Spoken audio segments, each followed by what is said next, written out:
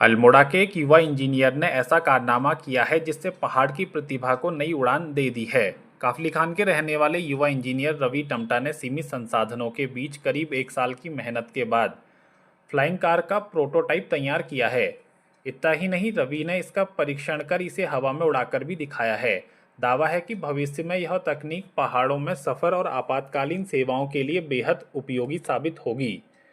ये तस्वीर अल्मोड़ा के युवा इंजीनियर रवि टमटा के उस सपने की है जिसे उन्होंने अपनी मेहनत और तकनीकी सोच के दम पर हकीकत में बदलने की कोशिश की है। रवि ने करीब एक साल तक लगातार काम करके फ्लाइंग कार का प्रोटोटाइप तैयार किया। सीमित संसाधनों के बावजूद किए गए प्रयोगों के बाद जब प्रोटोटाइप ने हवा में उड़ान भरी तो रवि की मेहनत को एक नई पहचान मिली। काफली खान के रहने वाले रवि टमटा बचपन से ही नई तकनीक और मशीनों को लेकर काफ़ी उत्साहित रहे हैं।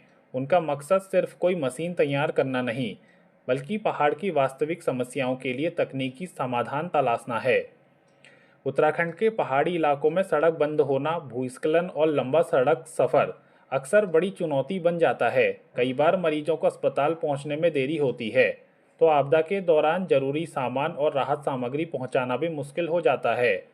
रवि का मानना है कि फ्लाइंग कार जैसी तकनीक भविष्य में इन चुनौतियों का समाधान देने में मदद कर सकती है। रवि के मुताबिक उनके गांव से अल्मोड़ा जिला मुख्यालय की सड़क दूरी करीब 40 किलोमीटर है। सड़क मार्ग से सफ़र को पूरा करने में करीब 1.5 घंटे का वक्त लगता है, लेकिन उनका दावा है कि फ्लाइंग कार के जरिए यह दूरी करीब 12 मिनट में पूरी की जा सकती है। हालांकि इस तकनीक को आम इस्तेमाल में लाने से पहले कई तकनीकी परीक्षण और ज़रूरी अनुमति की ज़रूरत होगी। रवि का कहना है कि आगे आवश्यक अनुमति लेने के बाद इसे प्रोटोटाइप को बड़े स्तर पर परीक्षण किया जाएगा। रवि टमटा का इनोवेशन का सफ़र नया नहीं है। साल 2014 में उन्होंने ऐसा चार्जेबल जूता तैयार किया था जिसे पहनकर चलने से मोबाइल फ़ोन चार्ज किया जा सकता था। इसके अलावा इलेक्ट्रिक वाहनों की चार्जिंग से जुड़ी तकनीक पर भी उन्होंने प्रयोग किए हैं। रवि ने पर्यावरण के अनुकूल बांस से स्मार्ट छड़ी भी तैयार की है। इस छड़ी में torch, blinking light, mobile charging point और दिशा पहचानने के लिए कंपास जैसी सुविधाएं हैं। सोलर पैनल से चार्ज होने वाली इस छड़ी को जंगलों में गश्त करने वाले कर्मचारियों के लिए उपयोगी बताया गया है।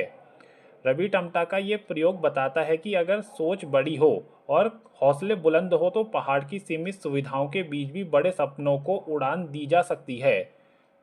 अब जरूरत है कि तकनीकी मार्गदर्शन, जरूरी अनुमति और सरकारी सहयोग की, ताकि अल्मोड़ा से निकला ये प्रयोग भविष्य में पहाड़ की ज़रूरतों का समाधान बनने की दिशा में आगे बढ़ सके।